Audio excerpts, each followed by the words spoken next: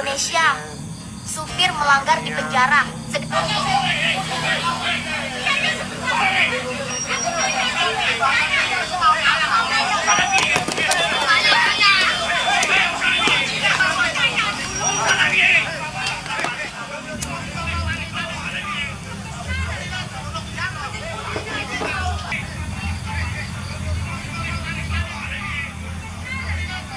Aksi demo para sopir angkutan barang berlangsung di perempatan Sari Ayam Parakan, Temanggung, Jawa Tengah. Para sopir mogok kerja dan memarkirkan truk. Apa sih kira?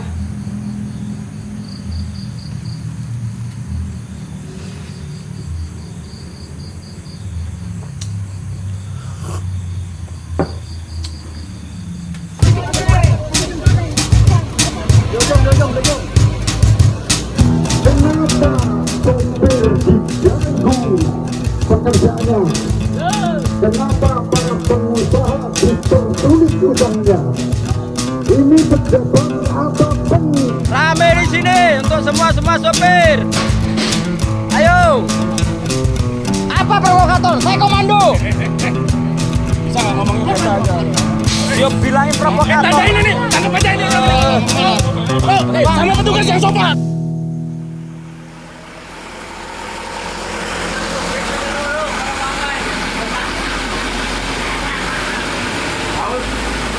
Itu termasuknya muatannya over ya? Positif over. Nah kan ora over ya ora ngode ya Pak? Apa jenengan film okupasi rega 1.500.000 per patang ton berarti separuh barang nama nek pas. Jangan belanja nang kan wis Sing tuku bali muncul di mana kita Pak. orang setorane ya Pak? Gila. Nang kaling ini. Ini.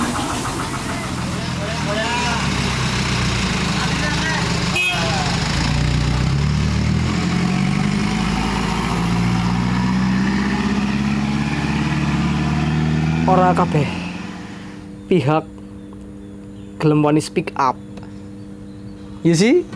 Sebagai sopir ibaratnya solidaritas kue nomor satu mas, dewek memperjuangkan hak sopir ini mas. Jadi misalnya aweh aturan ya karo aweh solusi mas. Jadi ini kayak sopir orang bingung mas, seperti itu mas. Ibaratnya dikasih solusi yang terbaik lah. Kalau overloading itu kan muatan yang berlebihan, dalam arti menggayor, buka pintu, bawa muatan yang lebih dari kapasitas truk itu.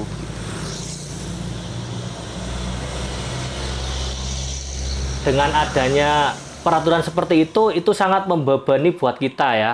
Ini masalahnya kan peraturan itu ya memang kesehariannya kita langgar semua. Dari krodong, dari pelancu, ajuk.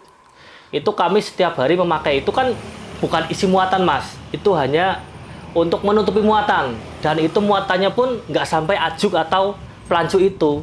Jadi kalau menurut saya peraturan seperti itu sangat nggak masuk akal. Pemerintah apa sih seperti itu?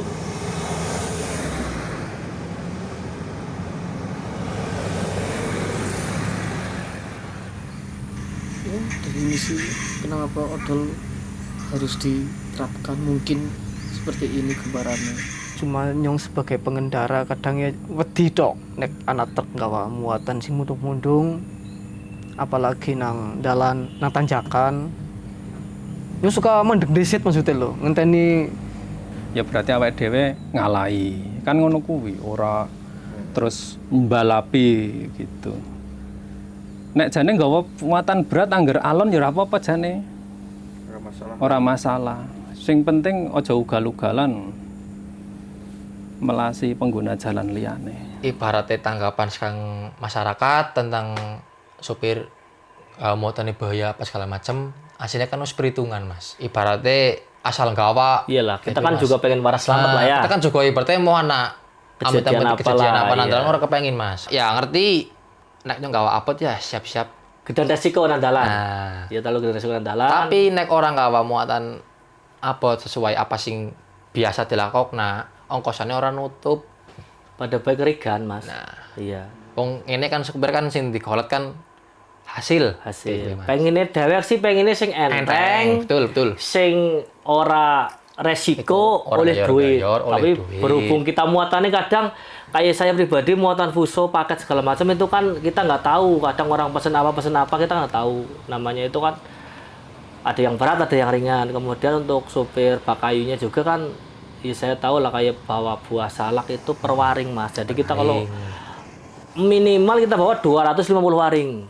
Dan itu ya memang berat. Tapi ya memang harus segitu bawahnya karena kalau nggak segitu itu nggak nutup mas. Kita beli solar, kita untuk konsumsi kita di jalan, untuk ngode apa segala macam di jalan lah intinya lah mas. Kurang cukup lah. Salah kayak sih ya regane larang banget ya ora, murah banget ya ora standar lah. Nek diusahakan rega gue kan bisa stabil terus supaya kayak petani-petani bisa menikmati hasil pangane lah.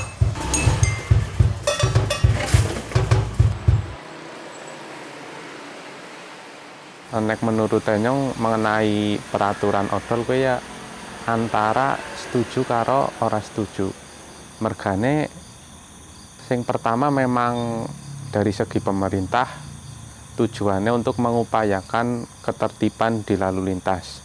Tetapi dari pemerintah sendiri seperti kurang mungkin kurang riset dengan alasan yang saya lihat di media kan itu kayak kerusakan jalan ataupun angka kecelakaan yang diakibatkan oleh truk odol ini. Kalau kita yang bikin jalan rusak kan kadang biasanya yang komplain kan di pedesaan. Nang dalan desa ditambah dump truck sing gunane banyune kocor-kocor sekali munggah. Ora terus menyalahkan overloadnya ora. Masalahnya juga sing jenenge dalan aspal itu juga ada batas waktunya. Misalnya ada cuacane udan terus kepidak-pidak ya iso dadi rusak. Atau mungkin juga kualitasnya juga aku ya ora ngerti bener apa ora kualitasnya.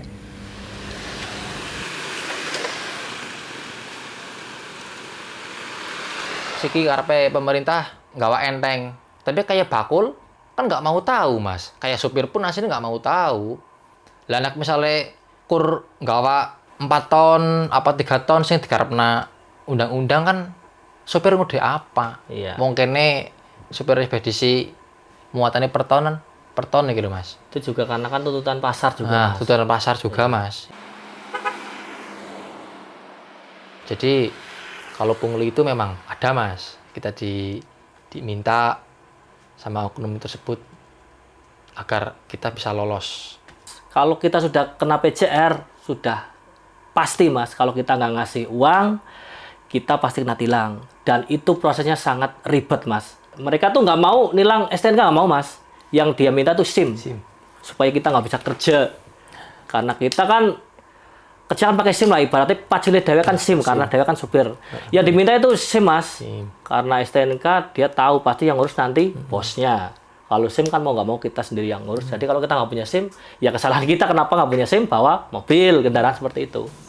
Harapannya ya tetap berjalan sesuai apa yang udah dijalankan Wan.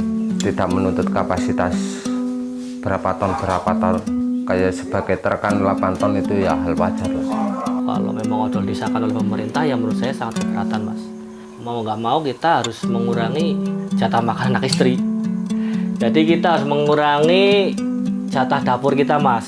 Masalahnya secara tidak langsung kan kita uang jalan berkurang, Ngepres. penghasilan kita pun berkurang. Mas. Karena kita bekerja sebagai driver itu kebanyakan driver di Indonesia itu tergantung sama uang jalan.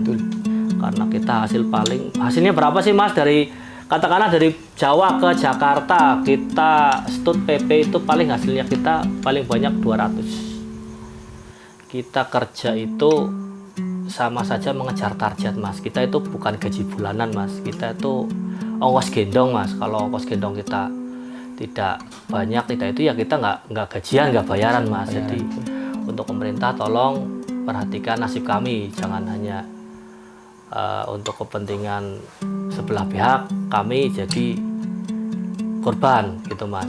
Terutama untuk bapak-bapak yang di atas lah, pusat lah. Kami dari Persatuan Supir Banjarnegara atau komunitas supir lintas menolak keras dengan adanya peraturan odol overload dan overdimensi ini, karena kami merasa itu sangat membebankan buat kami. Terus kemudian kalau memang pemerintah mau menerapkan aturan seperti itu, kasih juga kami solusi dari pemerintah biar kami tuh nggak sembarangan mas. Masa iya sih konyol lah mas kalau kita berhenti nyopir kita terus jadi rampok, jadi garong, kan nggak mungkin lah ya mas ya. Itu sama aja, kita kan konyol lah mas. Jangan sampai ya ke depannya saya minta kepastian dari pemerintah, dari pusat, tolong perhatikan kami kuli-kuli bawah, kuli-kuli supir agar tidak maksudnya menjadi korban lah mas. Tolonglah jangan seperti itu, beri kami solusi intinya mas.